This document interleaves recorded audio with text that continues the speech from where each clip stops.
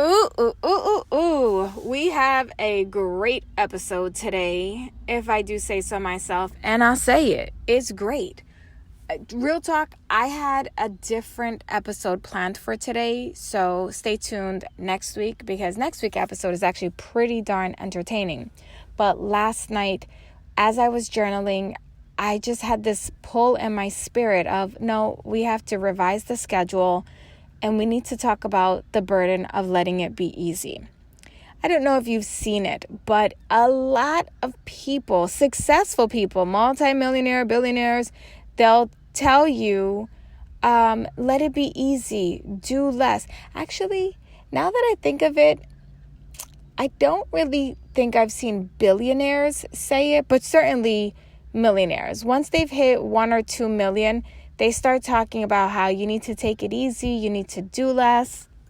In fact, I know of one particular quote unquote guru, what do you call them? Leaders, influencers, who started selling a program centered around like less work and prioritizing and whatnot after they made their millions, hustling hard, working to their fingers off, and actually selling programs that encouraged you to hustle more and do more and work harder. Do you see the hypocrisy?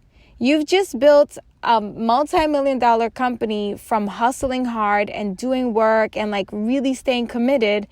And now that you've gotten there and you have the expendable income to hire all this extra staff, you're going to tell someone just starting out to do less and focus on prioritizing. That just, something ain't right. 1 + 1 didn't add 2 in that equation. There's another one who tells you, let it be easy, F hard work, I don't do anything that's hard. And then sends out an email years later talking about, let's be honest, I work really effing hard. Huh? But I've been listening to you for years, and you have been telling me for years to stop working so hard. You work hard? And then that person went on to lay out all the things that they did behind the scenes. And I was like, wait a second. You're working like extra. Like you're doing all kinds of things I didn't think you were doing while you were lounging by the pool and sipping mimosas and traveling to all these fancy schmancy European extravaganza getaways.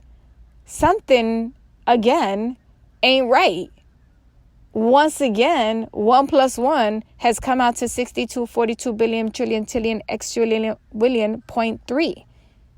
Yeah, that ain't a number. And that's how bad that math of let it be easy, do less from all these people who worked their tails off. So, yesterday, while I was journaling, I don't know why this came to me, but it felt like we need to talk about the burden of letting it be easy, because the truth is that they're not wrong. They're just not giving you the full story. Here's what I mean. I really do believe that you can let things be easy. Truly. And also, you can work really, really hard.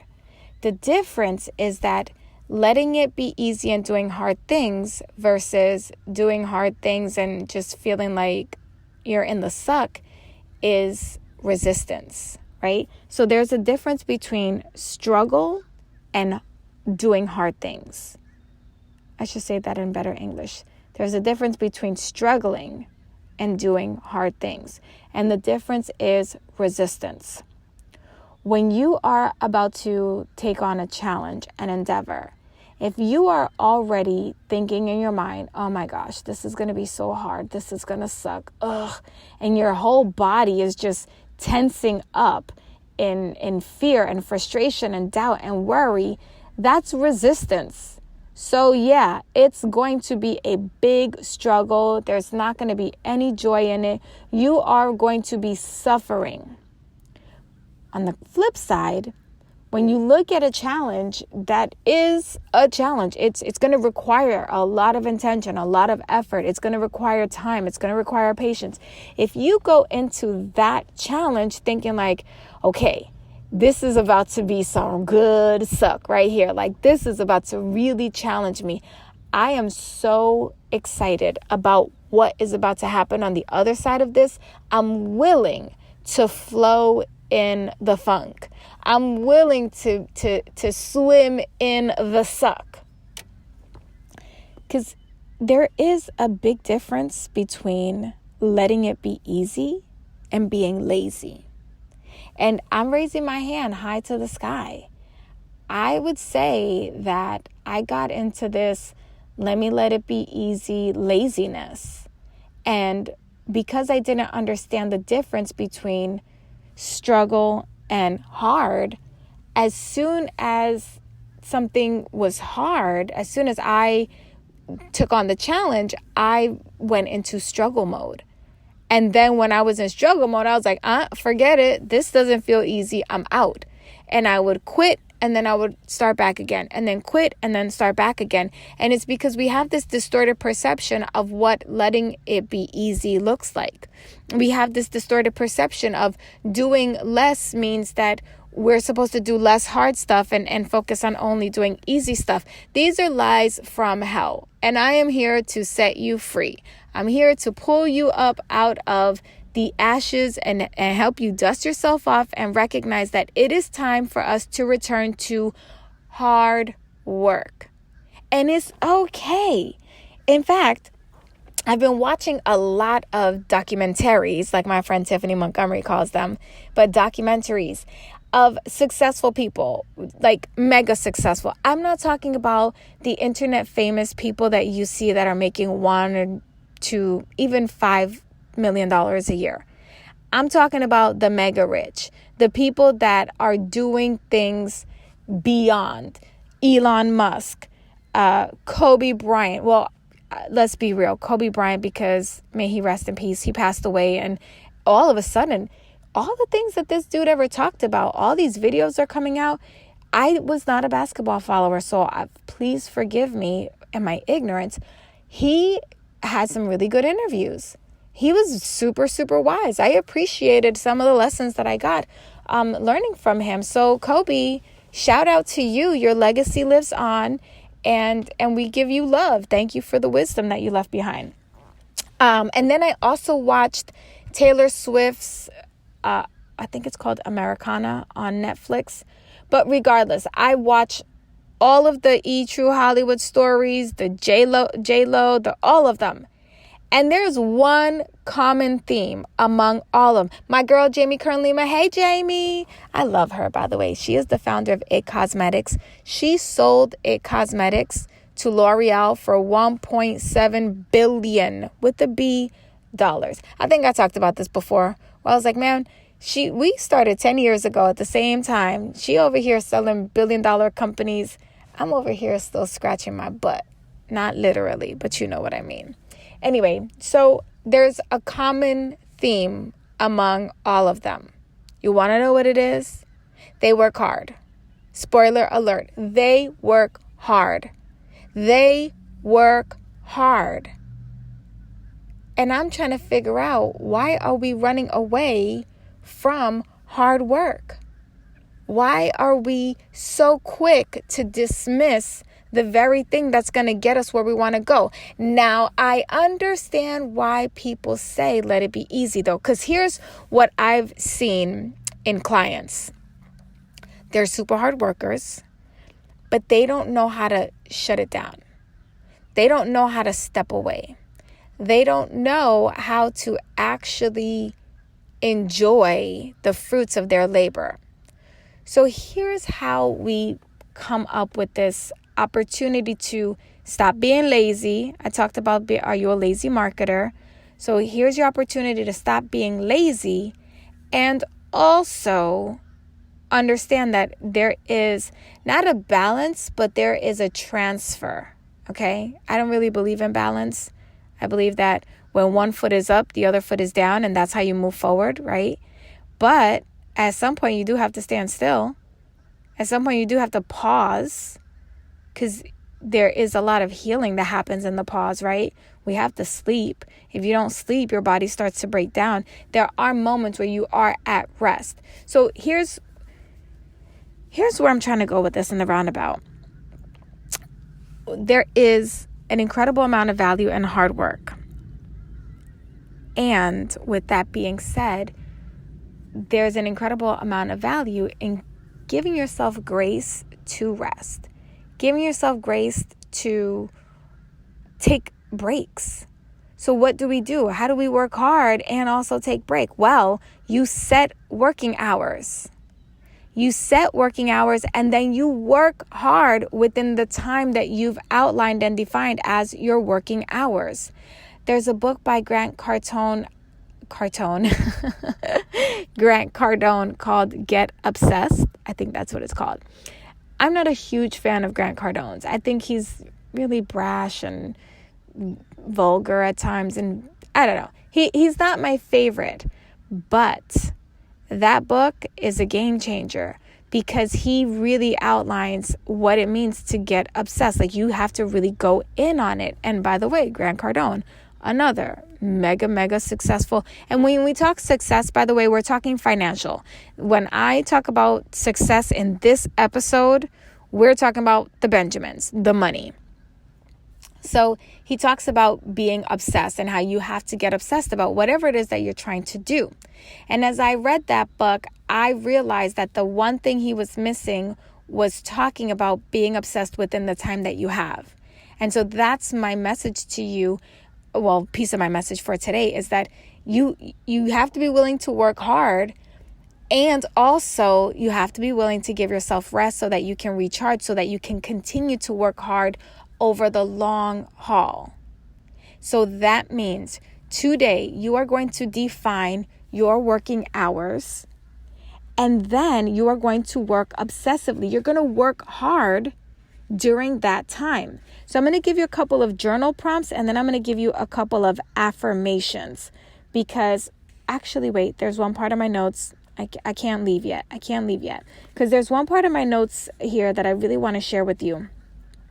When we're talking about struggle versus hard and the difference is resistance, right now, I just want you to take a minute and take stock of when you have sat down to do something that felt really hard, and look for how you were resisting doing the hard work. Do you have a moment? For example, for me, recently I've been wanting to edit some videos for Confidence Activated. We have almost 50 unedited testimonials from attendees from Confidence Activated. And I want to edit these videos. I could outsource this. Yes, I know. But for whatever reason, I got it inside of me that I wanted to do this project. But every time I would sit to the computer, I would feel this massive wave of resistance. And I was using the excuse of, well, I don't know how to do Photoshop. I only have ScreenFlow and I want to do better edits. And I was making all these stories, right? That's resistance. Sometimes resistance comes in the form of stories and lies that we tell ourselves. So then my friend came over and she taught me all about Photoshop and Premiere Pro. So then I didn't have an excuse. So I sat down again and I could not do it. I realized I was in resistance because I was emotionally attached. There was a story in my head of, what if I spend all this time editing these videos and people see them and they don't resonate? What if it's not good enough? What if? All the what ifs. So then I realized, we're in resistance. Rachel, you're in resistance. So let's get out of that. And so some of the questions that I ask myself is, what do I fear will happen on the other side of this? And what if there were no consequences, negative or positive? What if I'm just going to do this because it's going to be fun to create something? And once I took it from that approach, all of a sudden it got fun. And then I went down a rabbit hole of hours and hours of editing these videos, but it was fun. And so it was hard because I'm still learning Premiere Pro. So it's a huge learning curve, but I am having fun learning. I'm having fun in the sucky thing. So let me give you a couple of affirmations, because this is the work, right? A lot of times you listen to a podcast and you're probably driving or washing dishes or something, and then you say to yourself you're going to come back, but you don't do the work. I've actually got questions and affirmations for you that you can just think about. If you want to go a step deeper, you can actually write it out. But question number 1, where am I being lazy but calling it easy?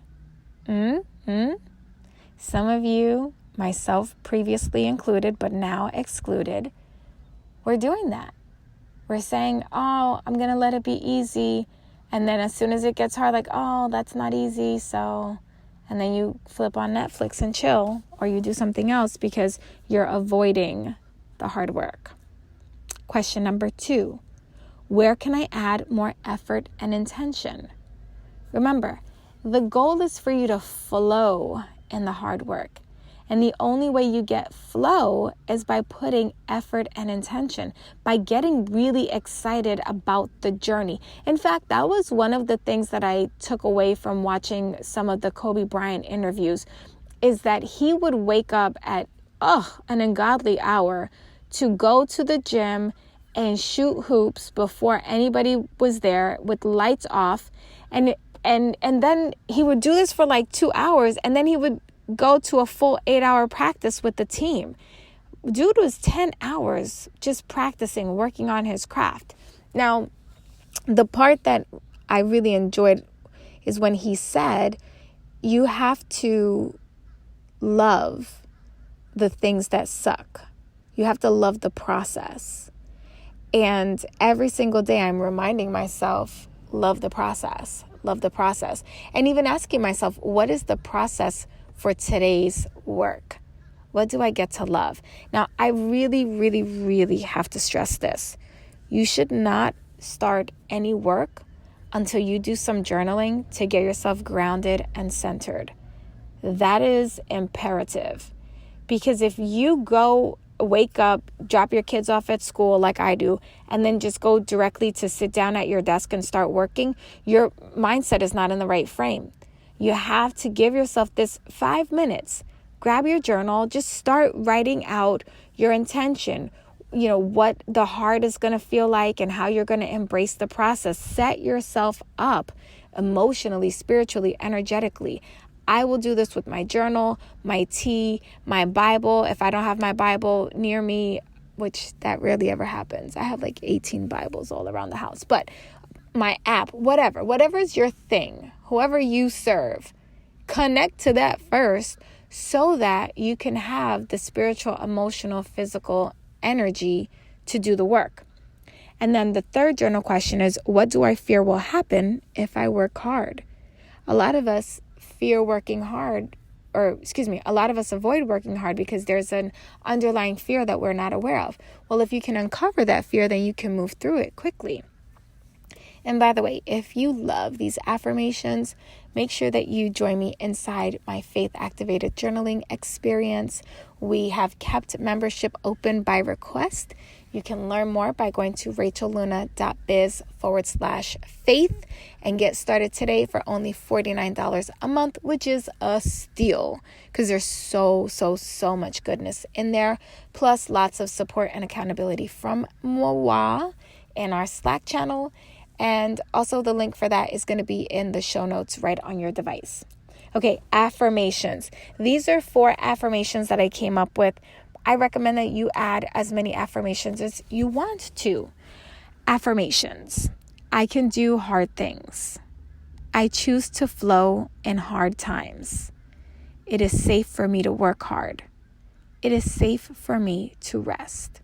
And I put that one in there because a lot of people will get obsessive one way or another. They won't look, you'll go in hard work and then say, well, Rachel told me work hard. I'm also telling you to rest hard. Your girl right here is great at resting.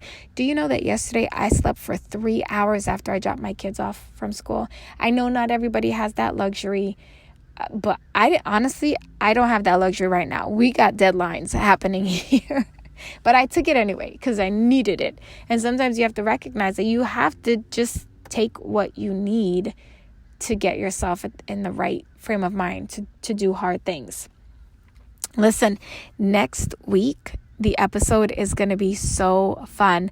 My friend Allison from Travel Snacks comes over to my house, and she was supposed to just be teaching me Premiere Pro privately and talking to me about YouTube, but we're funny. She's funny. It ended up being good. And I was like, wait, I feel like we should record this for the podcast. So I turned on the recording. I really believe that you're going to enjoy next week's episode because it's all about how to build a YouTube channel. And I'm thinking about reviving my YouTube channel. So leave me an iTunes review. Let me know what you think about that. Should I revive my YouTube channel or slide into my DMs at Girl Confident on Instagram?